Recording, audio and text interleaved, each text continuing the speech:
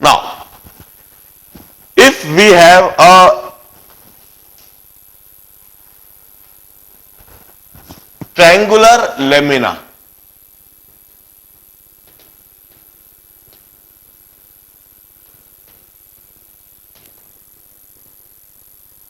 यदि triangular lamina हो,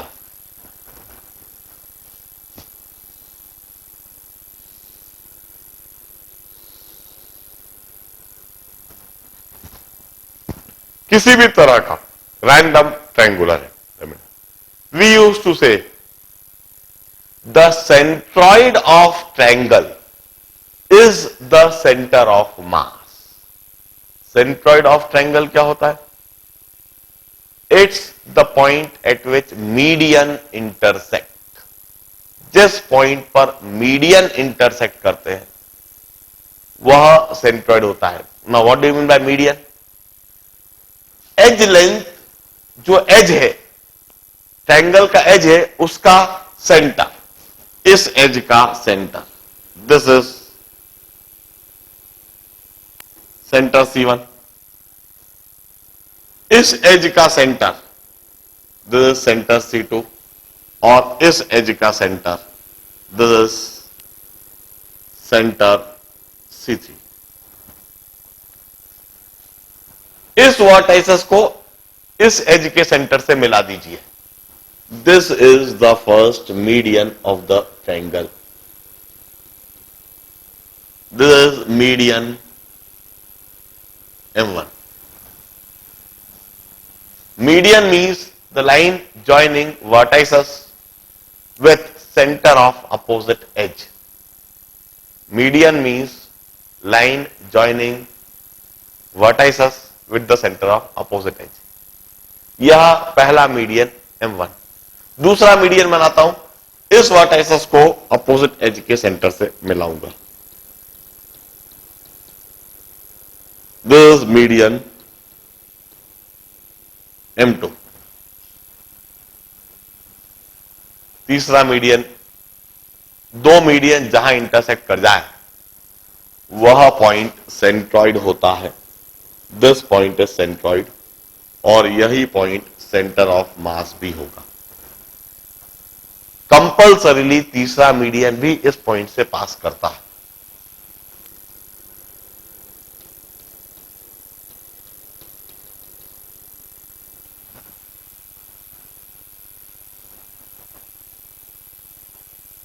compulsorily तीसरा मीडियन भी इस पॉइंट से पास करता है। मैं एक लॉजिक सिंपल सा बता देता हूं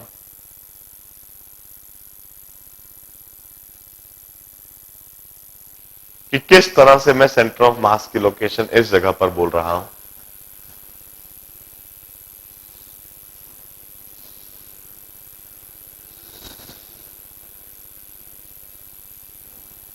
यह ट्रायंगल है, मैं मीडियन M1 की बात करता हूं, इस एज की बात करता हूं। मैं इस एज के parallel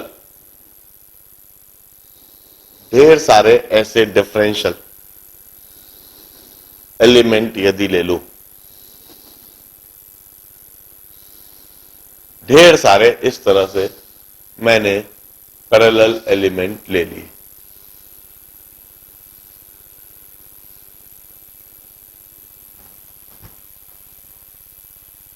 Now this would be nearly a rectangle। यह जो एलिमेंट है नियरली रेक्टेंगल है, इसका सेंटर ऑफ मास कहीं इधर होगा।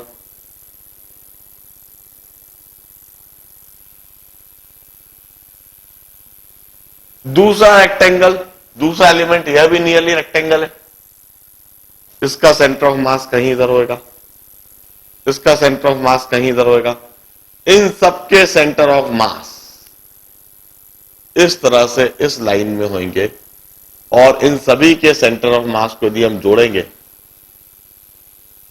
तो वह यह मीडियन बन जाएगा। This median would be line joining centre of mass of all this element. चूंकि इन सभी एलिमेंट का सेंटर ऑफ मास इस लाइन पर है, इसका मतलब इस एलिमेंट को हटा के इधर रख देंगे, इस पूरे एलिमेंट को हटा के इधर रख देंगे, तो पूरे के पूरे मास सिस्टम का सेंटर ऑफ मास भी इसी मीडियन पर लाए करेगा। यह जो मीडियन है, इस मीडियन पर पूरे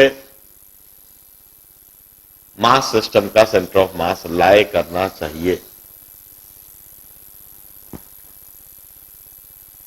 इसी तरीके से यदि हम दूसरा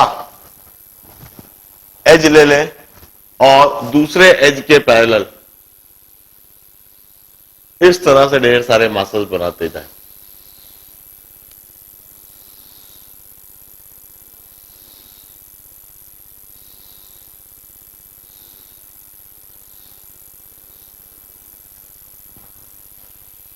तो इसके लिए मीडियन कुछ इस तरह से होगा। इन सभी का सेंटर ऑफ मास इधर इधर इधर इधर इधर इस जगह पर, इन सबके सेंटर ऑफ मास होंगे। ओवरऑल सेंटर ऑफ मास इस जगह पर लाई करेगा जहां पर दोनों मीडियन इंटरसेक्ट करते हैं। यह वाला मीडियन और यह मीडियन जहां इंटरसेक्ट करते हैं वहां पर सेंटर ऑफ मास होगा। और जहां दो मीडियन इंटरसेक्ट कर जाए उसे हम सेंट्रॉइड कहते हैं। This would be the centroid. For a triangular lamina we always say centroid is center of mass, हमेशा। यदि हम इक्विलैटरल ट्रायंगल की बात करें, if we have got equilateral triangle,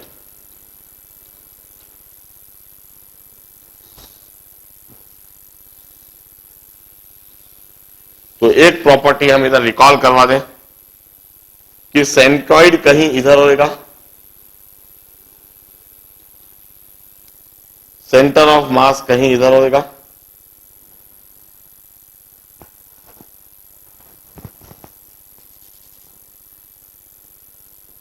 और इस जगह पर यह बात रिकॉल करना जरूरी है, this centroid always divide the median in the ratio of 2:1. इसकी हाइट यदि h है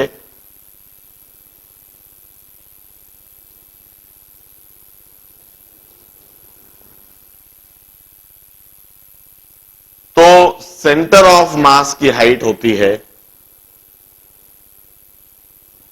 h/3।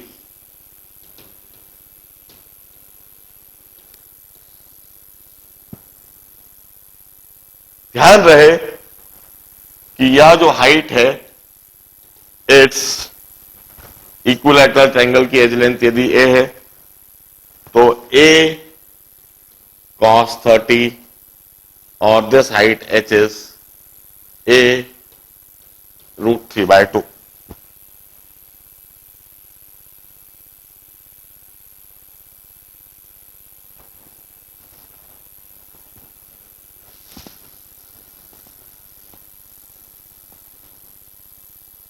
For a equilateral triangle, कई बार प्रॉब्लम इक्विलैटरल ट्रायंगल पर ही दिया जाता है, रैंडम ट्रायंगल देने के बजाय, तो उसके लिए सेंटर ऑफ मास की यह लोकेशन जो कि सेंट्रॉइड पर है। इक्विलैटरल ट्रायंगल की height h, this height h would be a cos 30 a √3/2, और यह जो सेंटर है it would divide it in the ratio of 2:1। Height of centre of मास हो जाएगी h/3। This is for an equilateral triangle. While for any isosceles triangle,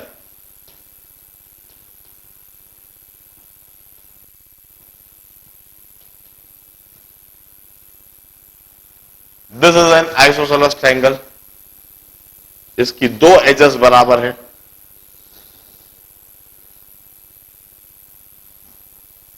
दो angles बराबर हैं, यह एज लेंथ a, यह एज लेंथ a, यह angle theta, यह angle theta.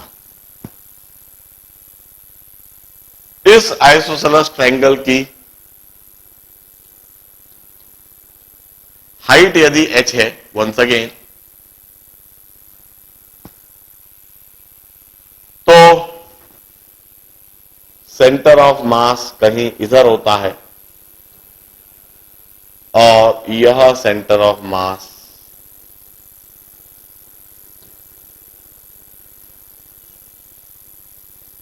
Once again h/3 height पर ही होगा।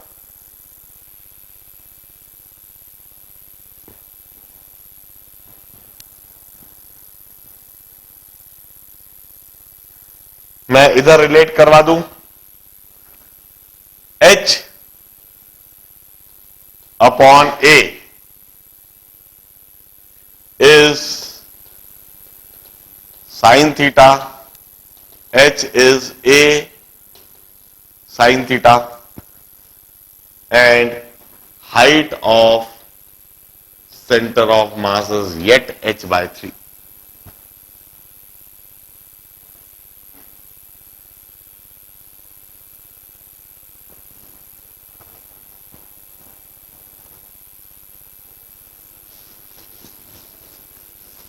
इसी जगह पर इसका सेंट्रॉइड होएगा।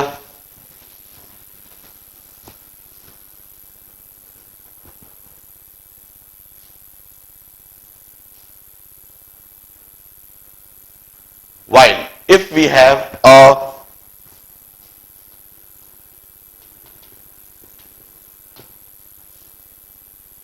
right angle triangle,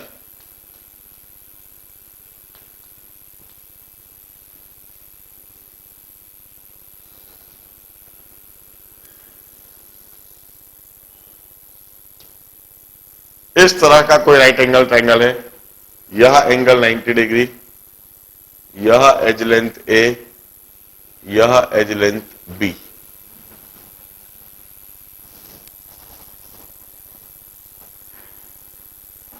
for a right angle triangle centre of mass कहीं इधर होता है,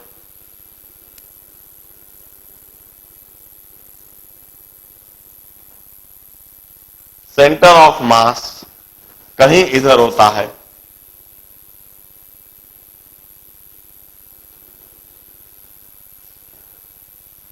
यदि यह एज लेंथ बी है तो सेंटर ऑफ मास की इधर से हाइट b/3 होगी, और यह एज लेंथ ए है तो सेंटर ऑफ मास की इधर से दूरी a/3 होगी। This is b/3 and this is a/3।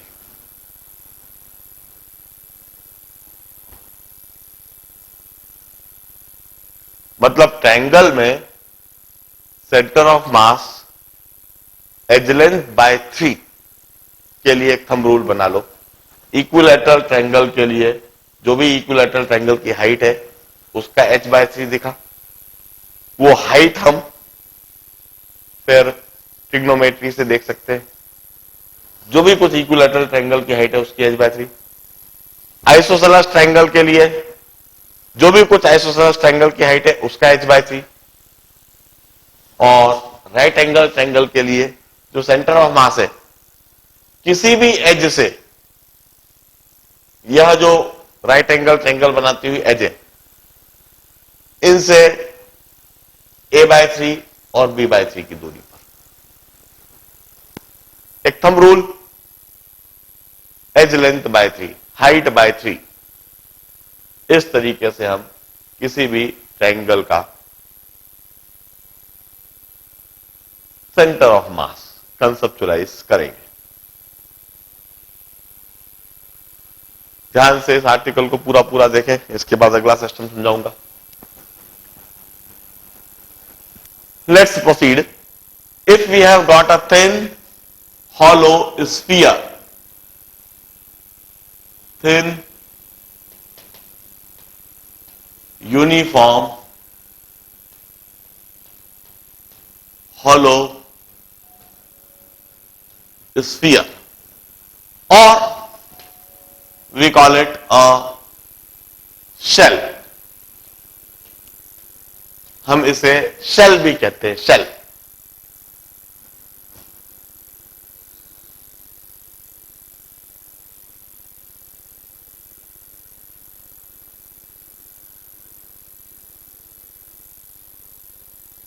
This is a thin, uniform, hollow sphere.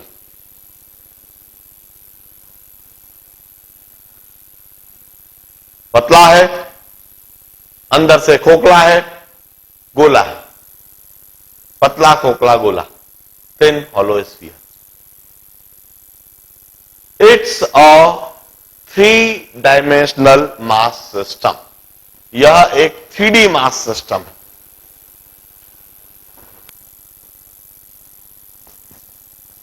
मगर इस 3D मास सिस्टम के लिए one can always locate point of symmetry, and that point of symmetry is the center, and since we could locate the point of symmetry, that's why the same point of symmetry would be the center of mass. यह point of symmetry ही इसके लिए center of mass होएगा। The center of thin hollow sphere would be the center of mass of the mass system.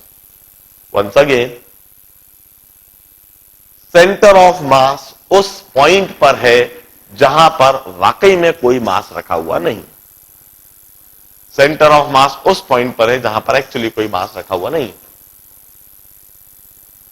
और इसके centre of मास को determine करने के लिए हमें किसी तरह की कोई इक्वेशन लगाने की आवश्यकता इसलिए नहीं पड़ी क्योंकि देखकर ही हमने पॉइंट ऑफ सिमेट्री आइडेंटिफाई कर लिया।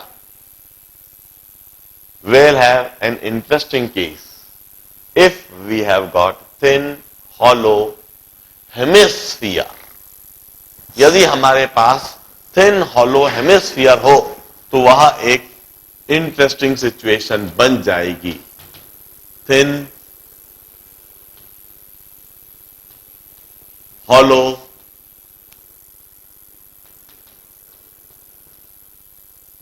hemisphere, mass m, radius r, और इसका सेंटर ऑफ मास लोकेट करने के लिए कहा गया है। Once again, in order to locate its centre of mass, हम अच्छी तरह से जानते हैं यह 3D मास सिस्टम है।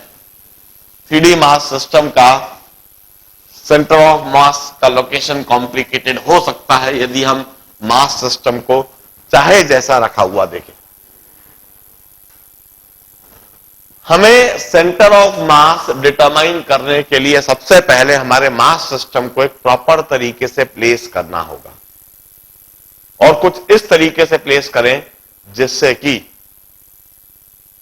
पॉइंट ऑफ सिमेट्री भले ही नहीं मिल रहा है मगर एक्सिस ऑफ सिमेट्री हमें साफ साफ दिखने लगी। एक्सिस ऑफ सिमेट्री हमें दिखने लगी तो एटलीस्ट हम सेंटर ऑफ मास डिटरमाइन करने के लिए सिर्फ एक ही इक्वेशन लगाकर सेंटर ऑफ मास डिटरमाइन कर सकेंगे। हम हमारे मास सिस्टम को इस तरह से रखा हुआ देखते हैं, वाई एक्सिस के अबाउट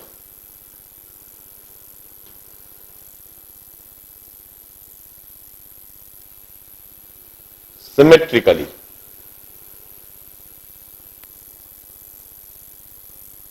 हमारा मास सिस्टम रखा हुआ है।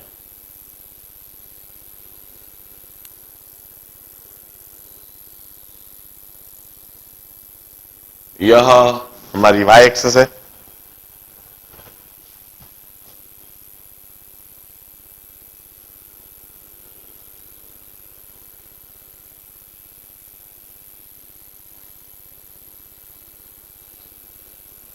यह एक्स एक्सिस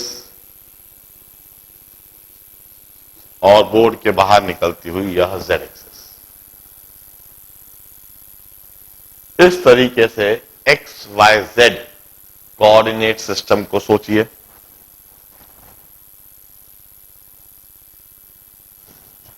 और X Y Z coordinate system को इस तरह से सोचने पर हम समझ जाएंगे कि y axis axis of symmetry है, centre of mass y axis पर लाए करना चाहिए, x coordinate of centre of mass 0 होएगा, z coordinate of centre of mass भी 0 होएगा और y coordinate of centre of mass इस इक्वेशन से डिटरमाइन करा जाएगा और इसकी कुछ फाइनाइट वैल्यू होगी। सेंटर ऑफ मास कहीं इस जगह पर लोकेटेड होगा, जिसके लिए 0, YCM, 0 लिख सकूंगा।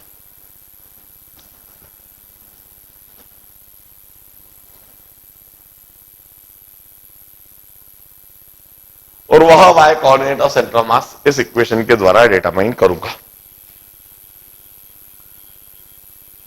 मैं यदि आपको 5 मिनट का समय दूं तो क्या आप इसी समय इसके लिए कुछ वर्किंग करके सेंटर ऑफ मास डिटरमाइन करने की कोशिश करेंगे? ट्राई इट आउट, इसी समय कोशिश कीजिए। मैं आपको बता दूं, सबसे पहले आपको कांस्टेंट पैरामीटर आइडेंटिफाई करना है। कांस्टेंट पैरामीटर आइडेंटिफाई करने के बाद हमें डीएम मास सोचना है। डीएम मास सोचने के बाद इंटीग्रल डीएम वेरीफाई करना है, फिर इस एक्सप्रेशन को लगा के इसके सेंटर ऑफ मास को डिटरमाइन करने की कोशिश करना है। मैं 4 से 5 मिनट का समय आपको देता हूं, प्रथम प्रयास आप लगाओ, फिर मैं इसको समझाता हूं कि किस तरह से सॉल्व करके आंसर ऑब्टेन करा जाए। अभी तक जितना आपने समझा है उस चीज को अप्लाई कीजिए।